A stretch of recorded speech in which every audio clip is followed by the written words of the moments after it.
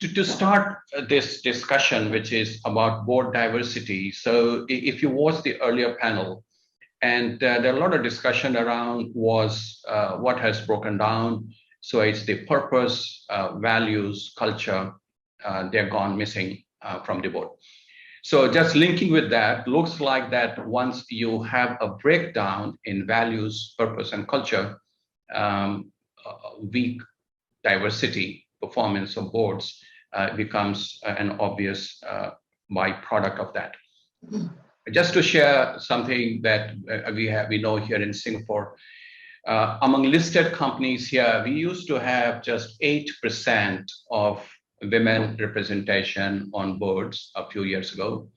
Our local stock exchange set a target, voluntary target, a guideline for companies to take that to 20% by 2020. And the result is around 12%. 2020 is gone. And even there, if you exclude those small companies where women in the family are on the board, or if you're looking at just non-executive independent directors, then that number will fall even further. I hear similar trends around the world. So with that backdrop, this is how we're going to start now. So I'm going to go to each of our panelists here and to introduce yourself, what you do in your organization. And after that, what really board diversity means to you. So I'll start with Carolynn.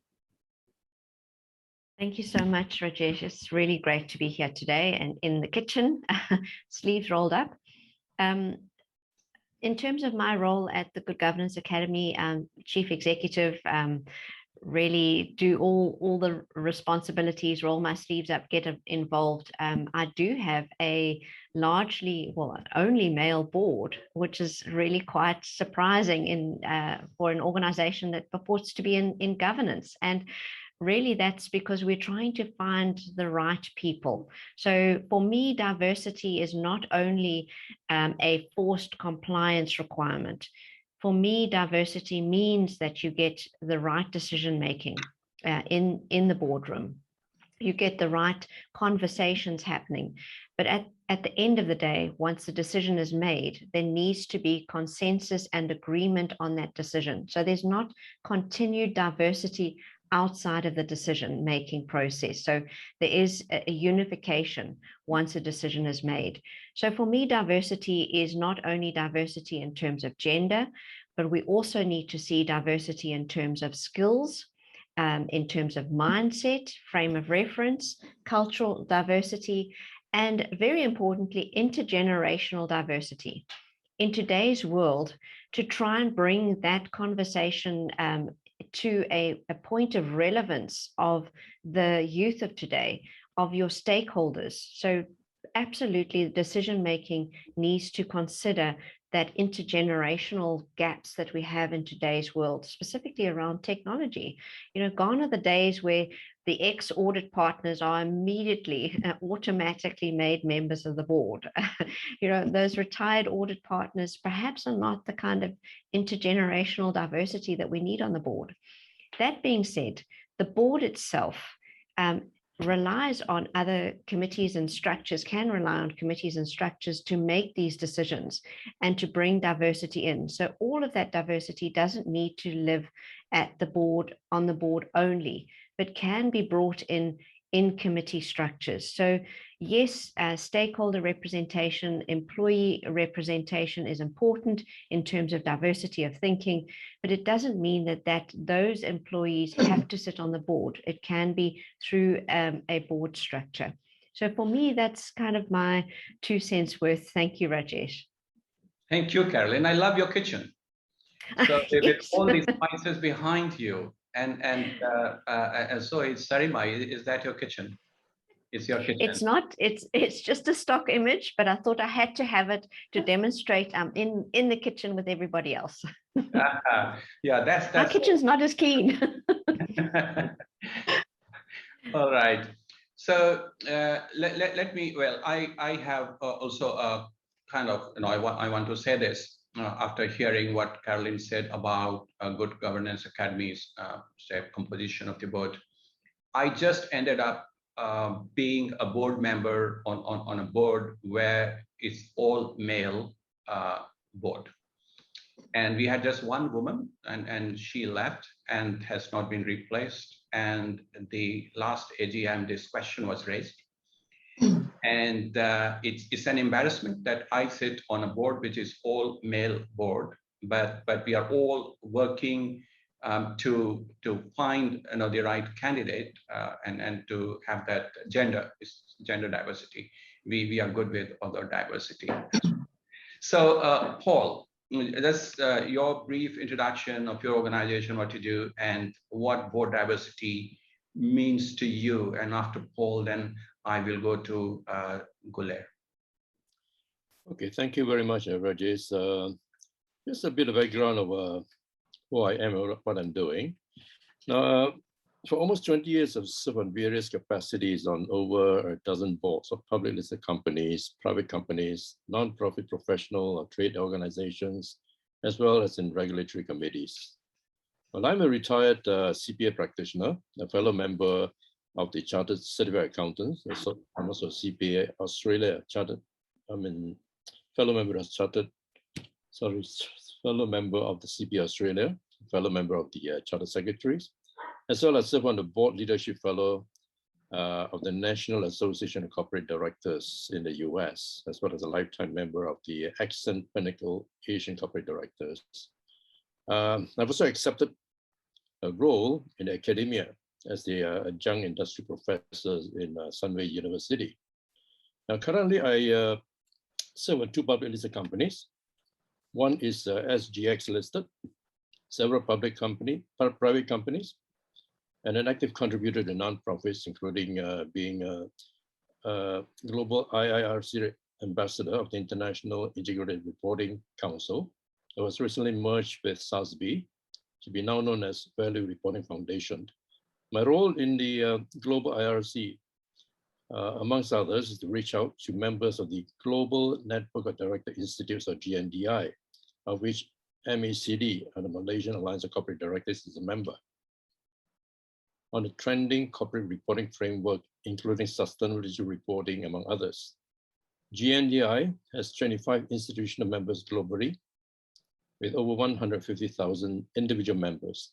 And the Singapore Institute of Directors is one of our members as well. When I first joined the public listed manufacturing company board almost 20 years ago, 100% of my board colleagues were male. In the port facility management board, which I serve also, we only had one woman on board out of 10.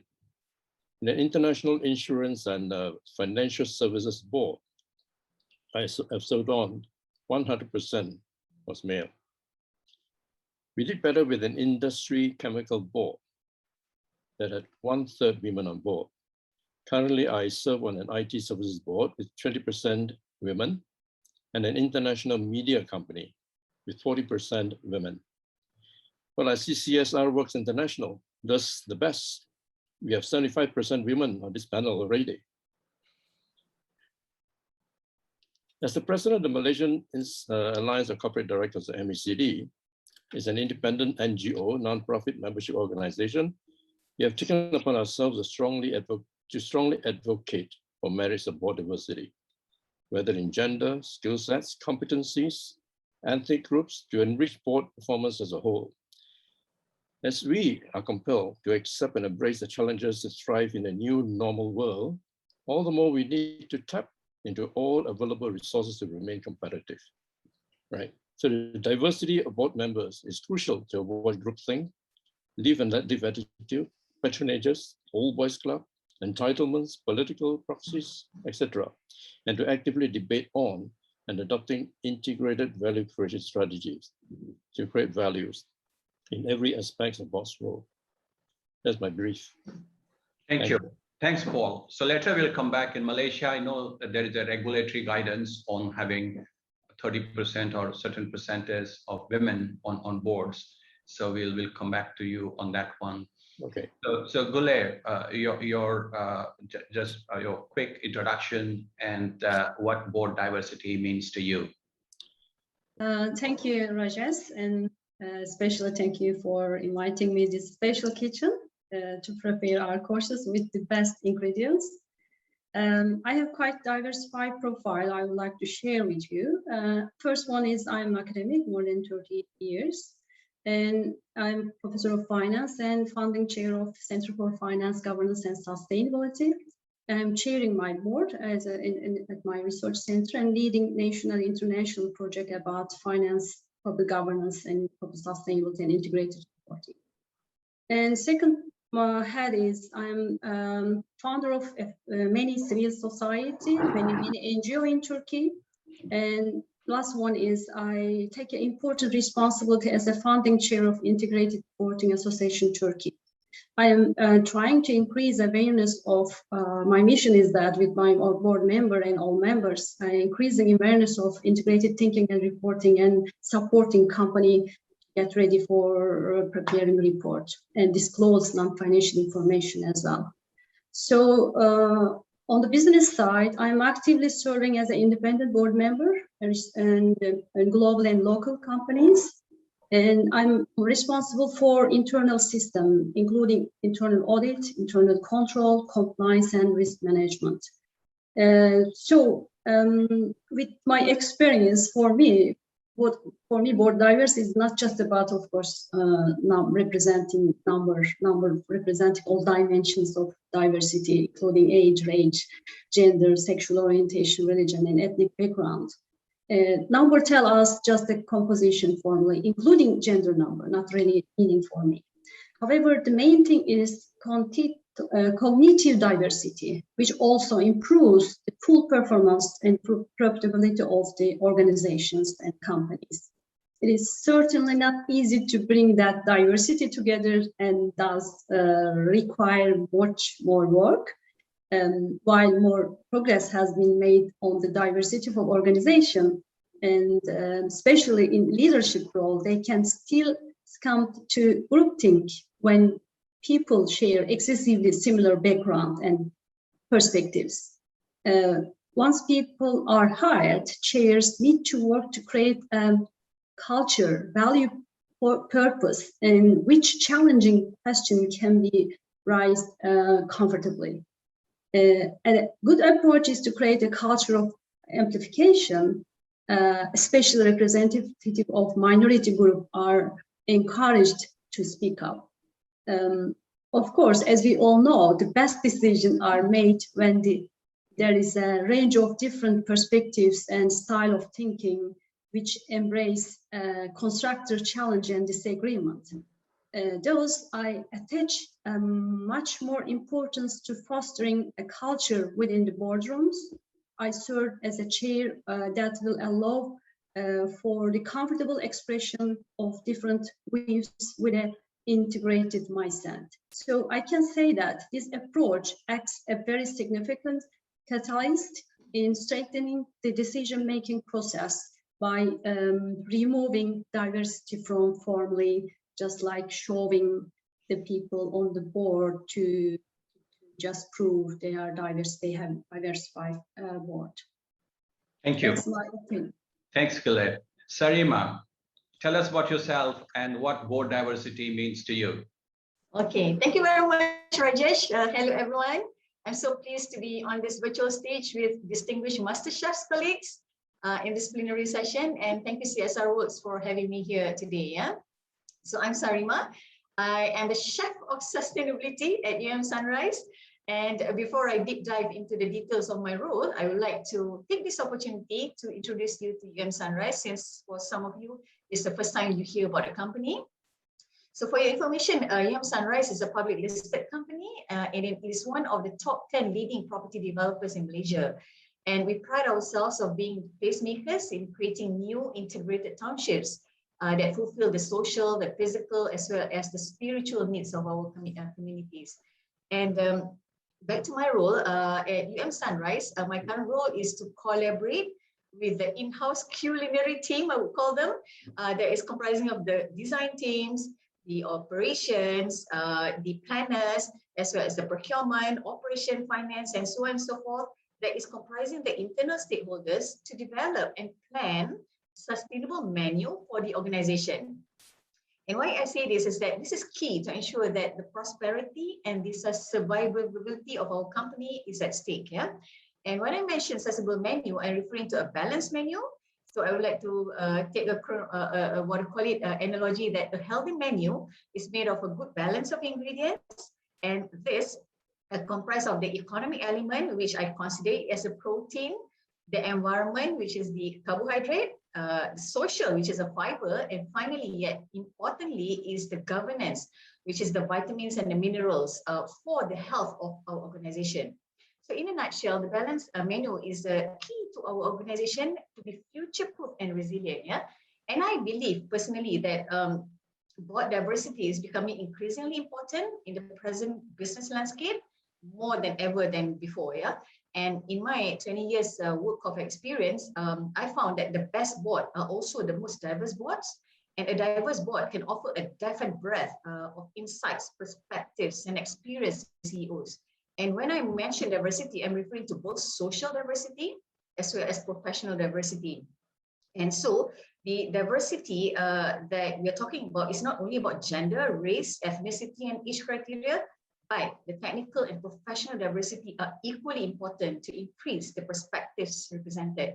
So with the diversity of experience, expertise, and perspectives, I think the diverse line of board members is in a stronger position to plan, to manage your risk, make prudent decisions, and take full advantage of opportunities for the benefit of the company. Thank you. Back to you, Rajesh. Thank you, Sarimah. So the best boards are diverse boards that you said. Yeah, so there are a lot of studies, they say this, but still, if you look at statistics, irrespective of markets, you will see that boards are not really as diverse as we will want them to be.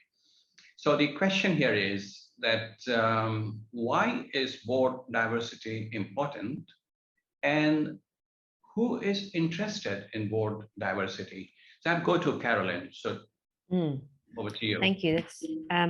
So why is board diversity important? And that really is around, for me, it's a decision making. Just a little bit of background. We've just recently, I was involved in the development of an ISO standard, a guidance standard for the governance of organizations. ISO 37000 was published in September 2021. And there we were very clear about that diversity. The diversity really is important for the decision making, making sure that all aspects are considered. So we are humans. We have inherent bias. We've got various lenses that we're wearing, and those lenses are not conscious lenses always. And so to try and bring our biases to the fore, or our different lenses to the discussion, to make sure that we get the best decision making, the best decisions made in the interest of the organization. And in the interest of the organization means that it's not only our opinion around the table. We need to represent the organization and its diversity, and the diversity of the environment that the organization operates in, the stakeholder environment, the social environment, and even the natural environment, and the economic environment. So making sure that we have the right skills to make the right decisions. And that's not always possible with the people around the table. I mean, the size of the board limits us in terms of the amount of diversity we can bring into the discussion, but the premises on which we're making the decisions need to be diverse. And then, of course, very importantly, once we've made a decision, we need to be unified. So diversity, not at the expense of that unity, because the board needs to be unified, but it is all about decision making from my side. You had a second question, but I've spoken a lot about the first. Would you like me to continue, or should we go on to somebody else?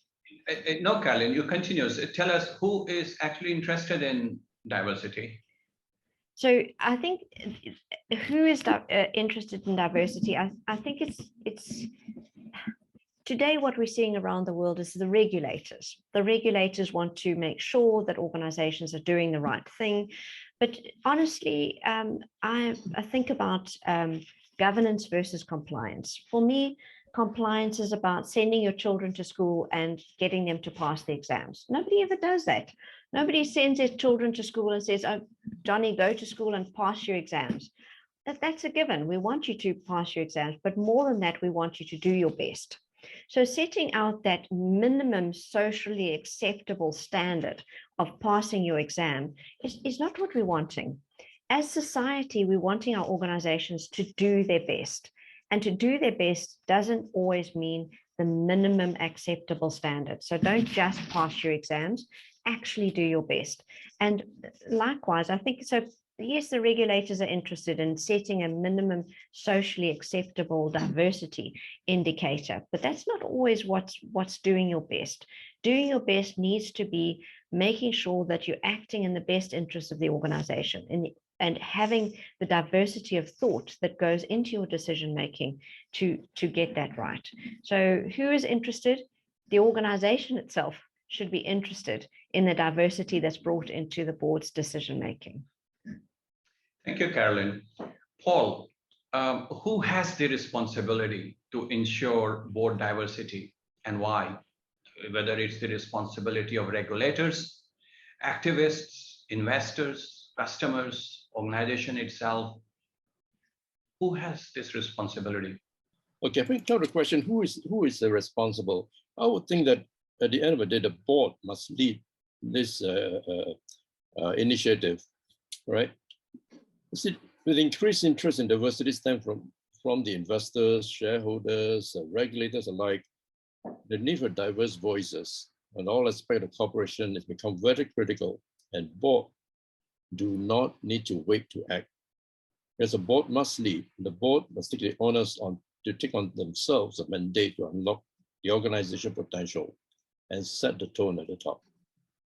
As such, diversity is a moral imperative as well as a legal mandate in some jurisdiction. At the same time, diversity is also a strategic imperative. I view that the high-performing board is one that has a holistic understanding of its organization and its industry. This involves understanding of every stakeholder, shareholders, consumers, suppliers, contractors, and more.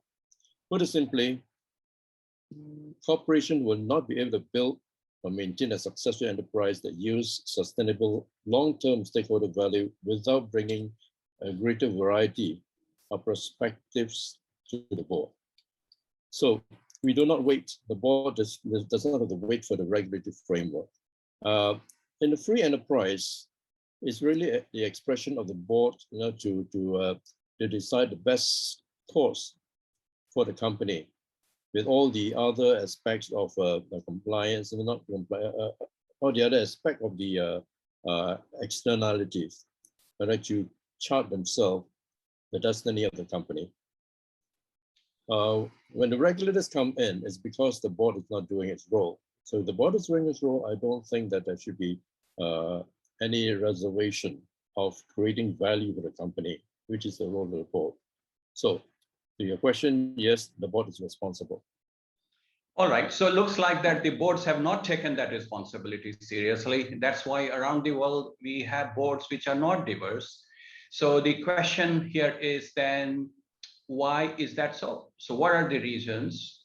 What are the factors for a board or for an organization not really paying attention to diversity? So let me ask our two women members here. So I'll start with Sarimah. What's your perspective? What do you see around, say, in Malaysia and other places? Why do you think the boards, they don't have, what reasons for poor diversity or poor diversity? I think Rajesh, a trend towards enforcing board diversity is actually growing. I think we have to admit that. In fact, it is facilitated through regulatory. Like for example, in Malaysia, is governed by Bursa Malaysia, and adoption of the best practices, meaning that even though it's not regulated, but there are corporate citizens who are wanted to do this and adopt best practices. And I think this is moving towards a common objective that all of us, corporate citizens, wanted to generate high values to our organization. And I think the current pace may be a little bit slower than what we're expecting it to be. But in my opinion, more countries are already pushing towards regulatory enforcement, including Malaysia. So in my opinion, there is a positive development in pushing diversity agenda at board. However, there must be a lot more to be done based on the maturity of the country as well as the maturity of the organization. So that's my opinion, Rajesh.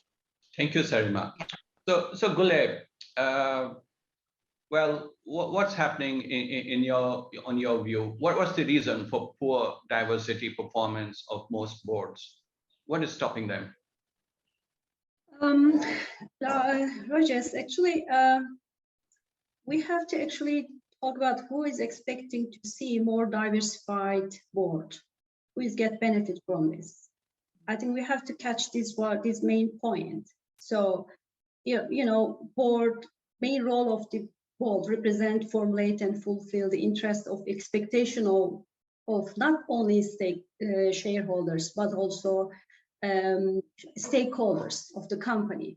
Because now stakeholders expecting to see more information, more transparent, more honest performance, more honest explanation from the companies, especially pandemic and climate crisis, social justice crisis, and global economic crisis are serious challenges for facing organizations. So stakeholders expecting to see them, and not only stakeholders, but also regulators.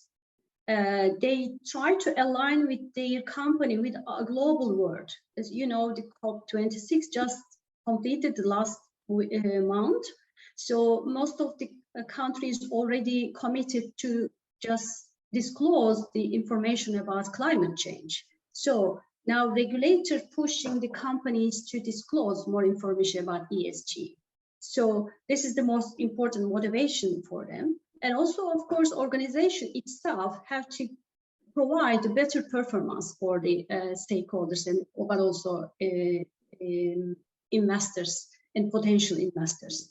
So it's because of this increasing expectation regarding integration of environmental, social, and governance issues, and corporate business strategy and quality of the reporting are changing dramatically. Therefore, duty of the board has expanded to include the management of ESG risk and opportunities as well as with integrated approach. So at the front of this, the requirement of these changes, the diversity. So diversity is the board is now much more than the nice to have, not only for developed country, but also developing country because of the stakeholder expectation and question. That's why diversity on the board is now key for ensuring sustainable long-term performance and quality leadership. And if you see the recent study examining the correlation between board diversity and companies' revenue, in short, companies with diverse board tended to do better during this time of transition. This also indicates that better company performance correlated roughly with increased level of gender, age, and racial diversity in the composition of board of directors. And another report regarding another reports, companies with more diverse executive teams were also top financial performance. So we lesson learned from latest crisis and latest situation. So that's why diversity is not only about the luxury and nice to have, and that's why the organization itself, all stakeholders, regulatory body, very much interested in the response to see responsible people on the board, not only, for example, adding few women to show well-diversified board. They would like to see what is their expertise, what is their contribution for the company. So that's why nowadays, not only a developed country, but also developing country, board composition very much important for all stakeholders. So we can see the result also many studies, and also this expectation related with financial performance, not only non-financial performance. It should be integrated, as we know. So company provide also more integrated performance, financial and non-financial, with the better board composition in our conference team with a better ingredients. We can cook that best. Okay, let's cook better with better ingredients. We need more ingredients in the boardroom. Well said. So I also want to ask our audience, if you have any questions, it's time for Q&A very soon. So if you have any questions, please type your questions in the Q&A box, and we will be very happy to take some of the questions. Before that, you know, Carolynn, in the beginning, you mentioned intergenerational diversity among boards. And then it's not just gender. So we are also talking about, you know, other issues which are more sensitive in certain cultures and certain places like LGBTQ and so on. But let's first talk about intergenerational. So having an intergenerational board, does it mean having younger board members? And what are the challenges in doing that, in recruiting, finding those people, and what challenges one can foresee? Yeah, very good question, because in today's move into technology and leveraging technology as a competitive advantage for all organizations, really, and moving into areas such as artificial intelligence, machine learning, the board members themselves, and we don't have a history of that. I'm fortunate in that I do have an IT background, a technology background. And let me maybe just give a personal example. When I started being appointed to boards, or let me start even before that, when I was a chief information officer or an IT executive, there was no board understanding in terms of what we were trying to do with technology. So it was really considered a cost or a financial aspect, unless there was maybe a marketing advantage to it. So it was really very operational. Now we're trying to move into a world where technology is a strategic enabler.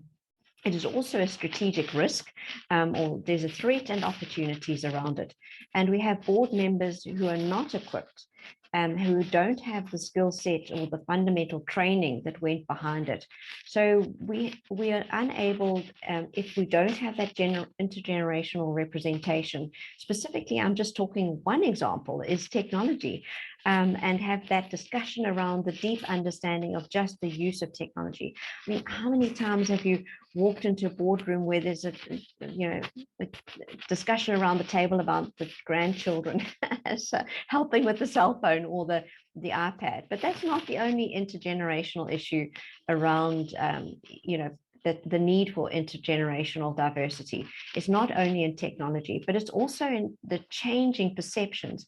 We see that just with the Greta Thunberg movement, right? There's a young generation that's got behind her that has a different mindset. That generation has a different approach to the generation that we see on our boards today.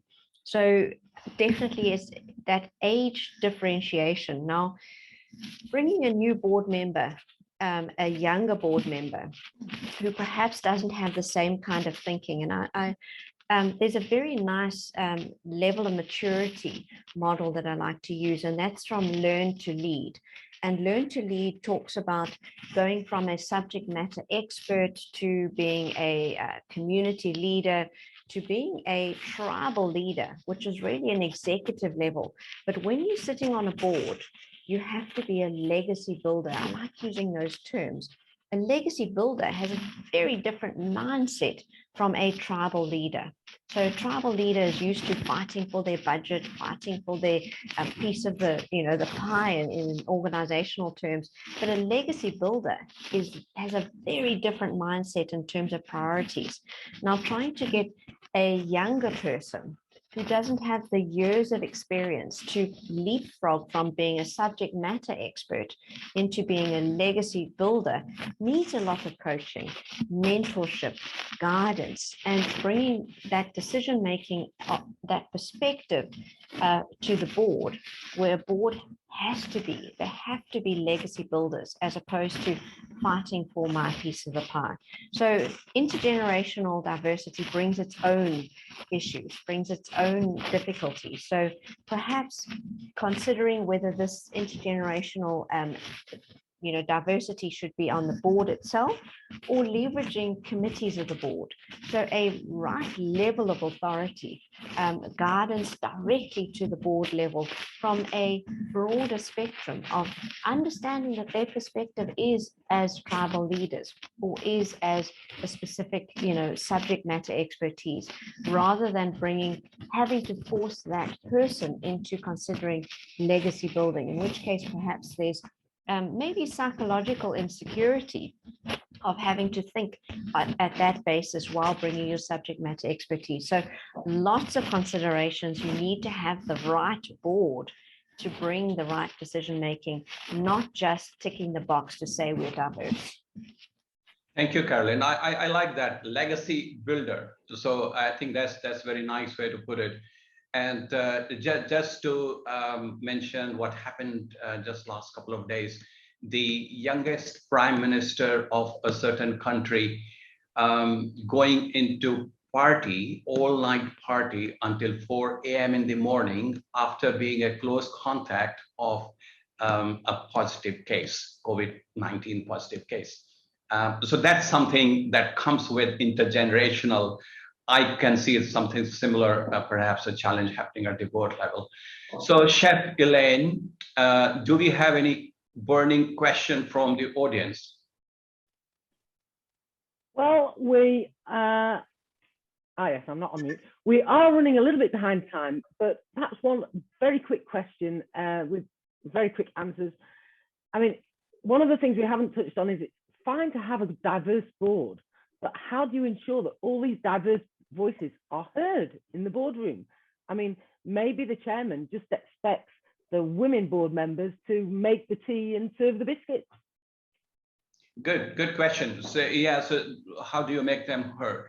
So quick answers, right? So let's go Sarimah, and then the next I will go to Paul, and then Guler, and finally Carolyn. Just a brief, quick, short answer, please.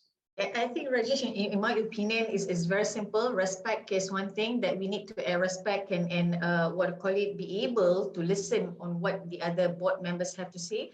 And we have to remember that every board members have their respective professional skills that they bring with them.